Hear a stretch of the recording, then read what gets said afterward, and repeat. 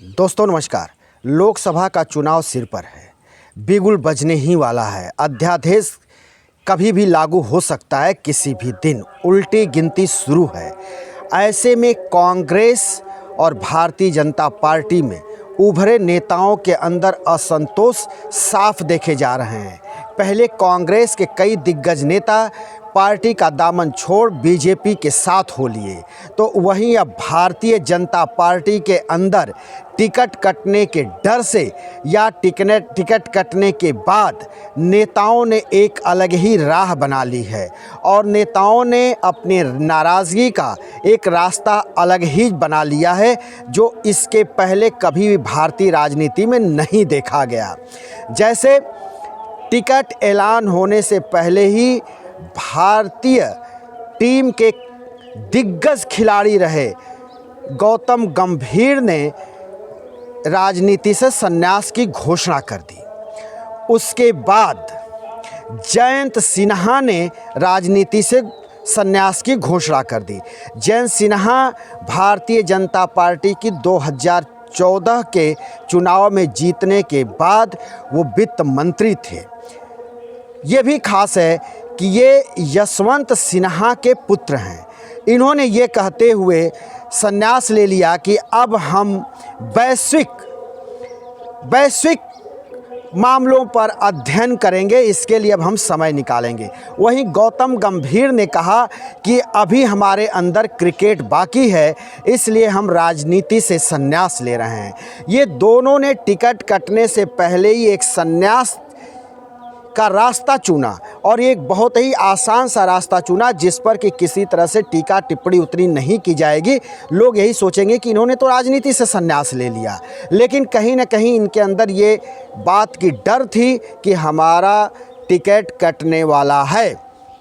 इसके बाद दिल्ली में भारतीय जनता पार्टी ने अपने 5 सांसदों का टिकट काट दिया, जिसमें रमेश बिदुड़ी और डॉक्टर हर्षवर्धन शामिल हैं। रमेश बिदुड़ी वही जो बीते दिनों लोकसभा में दानिश अली जो बीएसपी के सांसद हैं, उनको भला बुरा और किस स्तर तक उनको बोला था, तो उस समय रमेश बिदुड़ी को यही लगा होगा कि भारतीय जनता पार्टी, नरेंद्र मोदी, अमित शाह उनको कोई बड़ा प्राइज़ देंगे, कोई उनको बड़ा इनाम देंगे। लेकिन ऐसा नहीं हुआ, उनका टिकट कट गया। अब जब टिकट कट गया तो रमेश बिदुड़ी ने ये कहते हुए अपना एक अलग रास्ता बनाया और देखा जाए तो राजनीति से अलग उसमें उन्होंने बयान दिया और उन्होंने कहा कि अक्सर जो बाहर से आते हैं उनके लिए यहाँ पे लाल कारपेट बिछाया जाता है, लाल कारपेट पे ही उनको चलाया जाता है, यानी उनका स्वागत ज़्यादा होता है और जो पार्टी में अपने आप को खपाए हैं उनके साथ कहीं ना कहीं यही होता है। उधर डॉक्टर हर्षवर्धन, जो कि दोनों कार्यकाल में प्रधानमंत्री नरेंद्र मोदी के केंद्रीय स्वास्थ्य मंत्री रहे हैं, इन्होंने कई मोर्चे पर अहम रोल निभाया है। देश में इन्होंने अच्छे कार्य करके दिखाया, चाहे कोविड-19 का वक्त रहा हो, कोरोना काल का या पोलियो ड्रॉप का अभियान, इन दोनों में हर्षवर्धन पूरी तरह से पास हुए थे। इन्होंने अपनी योजना को अच्छे रूप से अमली जामा पहनाया था।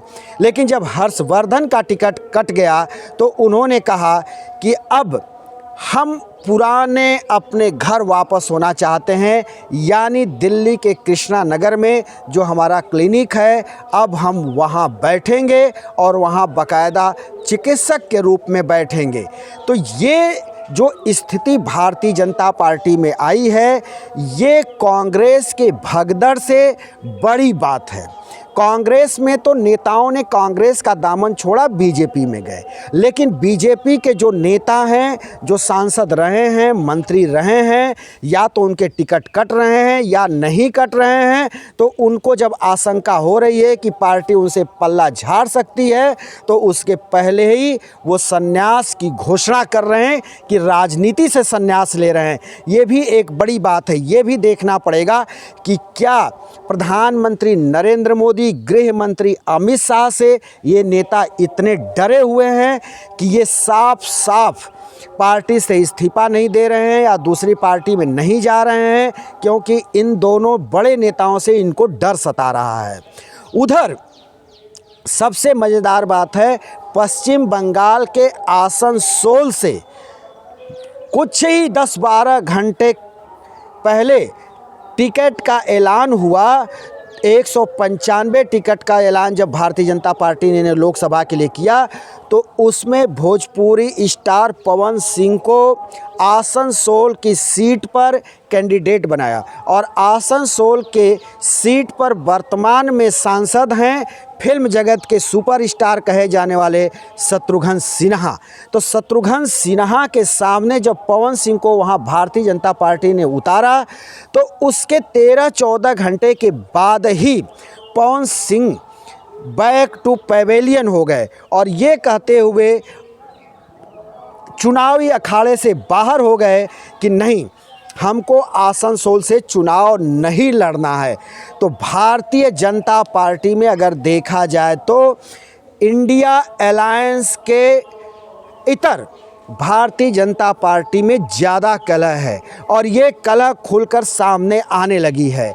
इस कलह से भारतीय जनता पार्टी कैसे निपटेगी वो तो आगे आने वाले समय में पता चलेगा, लेकिन जिस तरह से कुछ नेता भारतीय जनता पार्टी के संन्यास की घोषणा कर रहे हैं, कुछ के टिकट काटे जा रहे हैं, इससे साफ जाहिर है कि भारतीय जनता पार्टी के तरफ एंटी इनकम्बेंसी होगी और जिसका सीधा सीधा फायदा इंडिया अलायंस को होता दिखाई देगा, इसमें कोई दो राय नहीं है। तो भारतीय जनता पार्टी में जिस तरह से सिर पुटोवल देखा जा रहा है, ये निश्चित तौर पर ये और ज़्यादा देखने को मिलेगा। जैसे जैसे चुनाव नज़दीक आएगा वैसे वैसे भारतीय जनता पार्टी में भी ये खलबली मचेगी। नेता या तो उनके टिकट काट दिए जाएंगे या तो फिर उनको ऐसा मजबूर कर दिया जाएगा कि वो भी गौतम गंभीर और जयंत सिन्हा के तरह से यही कहते नज़र आएंगे कि हमने राजनीति से संन्यास ले लिया, अब हमको राजनीति नहीं करनी, यानी चुनाव नहीं लड़ना है। तो ये भारतीय जनता पार्टी के अंदर की कहानी है। वहीं अगर पूर्वांचल पर निगाह दौड़ाया जाए तो अभी पूर्वांचल के जो उत्तर प्रदेश का पूर्वांचल एक बड़ा क्षेत्र है, इसमें अगर देखा जाए तो अभी तक सिर्फ एक ही कैंडिडेट भारतीय जनता पार्टी ने तय किया है, वो भी वाराणसी से प्रधानमंत्री नरेंद्र मोदी को उस तीसरी बार चुनाव लड़ाने के लिए। लेकिन और पूर्वांचल के किसी सीट पर भारतीय जनता पार्टी की तरफ से कोई कैंडिडेट नहीं उतारा गया है। वैसे प्रधानमंत्री नरेंद्र मोदी के लहर में भी भारतीय जनता पार्टी पूर्वांचल में कोई कमाल नहीं कर पाती है। पूर्वांचल को ये माना जाता है कि ये पूर्वांचल का जो गढ़ है ये पिछड़ों का गढ़ है और यहाँ पर समाजवादी पार्टी और बहुजन समाज पार्टी की अच्छी पकड़ है और इनके ही कोर वोट हैं, इनके वोटर की संख्या भी अधिक है। तो भारतीय जनता पार्टी आगे के समय में ये भी देखना होगा कि उत्तर प्रदेश के पूर्वांचल से अन्य कौन से सांसद के नाम की घोषणा करती है। वैसे अभी सिर्फ प्रधानमंत्री नरेंद्र मोदी के ही नाम की घोषणा हुई है वाराणसी संसदीय क्षेत्र से। तो अभी 1-2 लिस्ट भारतीय जनता पार्टी की और आएगी और तब ये देखने को मिलेगा कि भारतीय जनता पार्टी में और कितने नेता या संन्यास लेते हैं, चुनाव लड़ने से पीछे हट जाते हैं या उनके टिकट कटते हैं, ये भी देखना होगा। जबकि चुनाव बिल्कुल नज़दीक है, 14 और 15 मार्च को अधिसूचना जारी हो सकती है।